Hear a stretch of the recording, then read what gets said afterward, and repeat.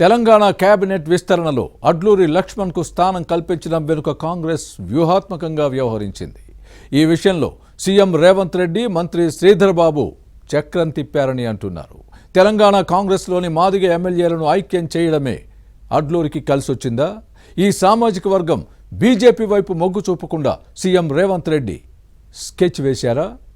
కవ్వంపల్లిని కాదని అడ్లూరికే జై కొట్టడానికి కారణమేంటి?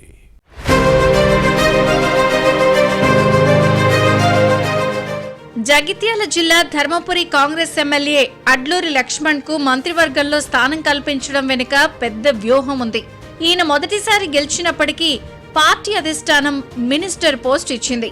అడ్లూరి లక్ష్మణ్కు మంత్రి పదవి రావడం వెనుక సీఎం రేవంత్ రెడ్డితో పాటు మంత్రి శ్రీధర్ బాబు వ్యూహాత్మకంగా వ్యవహరించారని వినిపిస్తోంది.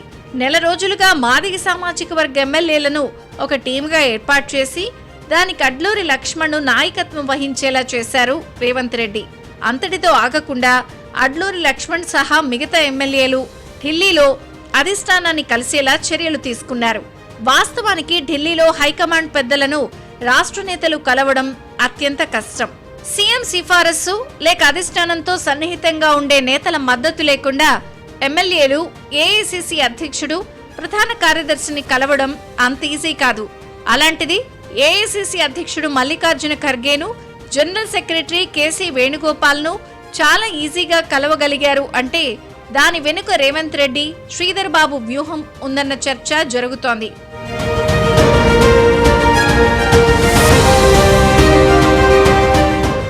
మాదిగ సామాజిక వర్గ ఎమ్మెల్యేలను వరుసగా ఢిల్లీకి పంపి ఏఐసీసీ పెద్దలతో భేటీ వెనుక CM Revanth Reddy master mind ఉన్నట్టు వినిపిస్తోంది. వాస్తవానికి అడ్లూరి లక్ష్మణ్కు మంత్రి పదవి ఇవ్వాలని రేవంత్ రెడ్డి ఎప్పుడో భావించారు. ఆ విషయాన్ని ముందుగానే అడ్లూరి లక్ష్మణ్కు కూడా చెప్పారని అంటారు.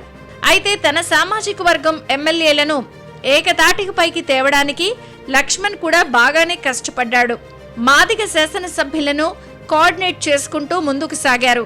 మంత్రివర్గ విస్తరణలో మాదిగ సామాజిక వర్గం నుంచి అడ్లూరి లక్ష్మణ్కు స్థానం కల్పించడం వెనుక మరో బలమైన కారణం ఉందన్న చర్చ సాగుతోంది.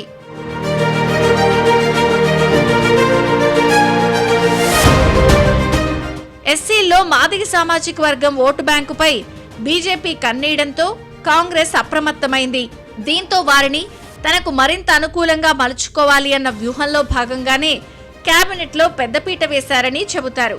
ఇప్పటికే ఇదే community MLA Damodara Rajanarasimha CM Revanth Reddy కేబినెట్లో మంత్రిగా ఉన్నారు. ఇప్పుడు అడ్లూరి లక్ష్మణ్ కుమార్ కు కూడా మాదిగ సామాజిక వర్గం కోటాలోనే పదవి దక్కింది. 4 దశాబ్దాలు హస్తం పార్టీలోనే ఉన్న లక్ష్మణ్ కుమార్ 5 సార్లు అసెంబ్లీ ఎన్నికల్లో పోటీ చేసి 2023లో తొలిసారి గెలిచారు. అయితే మంత్రి శ్రీధర్ బాబుకు, మాజీ మంత్రి జీవన్ రెడ్డికి విధేయుడిగా ఉంటున్నారు అడ్లూరి లక్ష్మణ్. మంత్రివర్గంలో చోటు అంశం లక్ష్మణ్ కు నెల రోజుల క్రితమే తెలిసినప్పటికీ ఎక్కడా బయటపడకుండా జాగ్రత్తలు తీసుకున్నారు. కాంగ్రెస్ లో ఎప్పుడేం జరుగుతుందో తెలియదు. దీంతోనే లక్ష్మణ్ కూడా లోపల భయంగానే ఉండిపోయారు.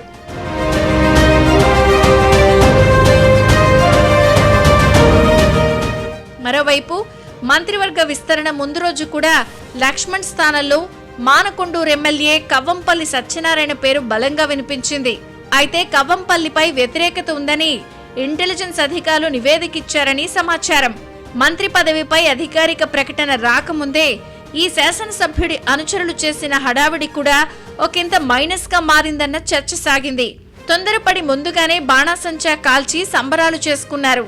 భారీగా ఫ్లెక్సీలు తయారు చేయించడం, 100 కార్లతో హైదరాబాద్ వెళ్లేందుకు ప్రణాళికలు సిద్ధం చేసుకోవడం కూడా చర్చనీయాంశమైంది.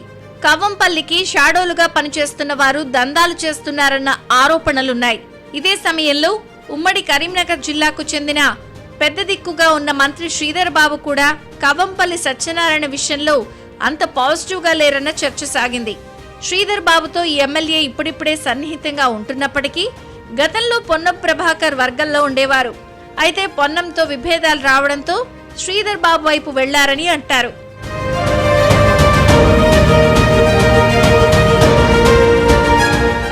వాస్తవానికి కవ్వంపల్లికి మంత్రి పదవి ఇవ్వడం అటు శ్రీధర్ బాబుకు, ఇటు పొన్నం ప్రభాకర్ కు ఇష్టం లేదన్న చర్చ జరిగింది.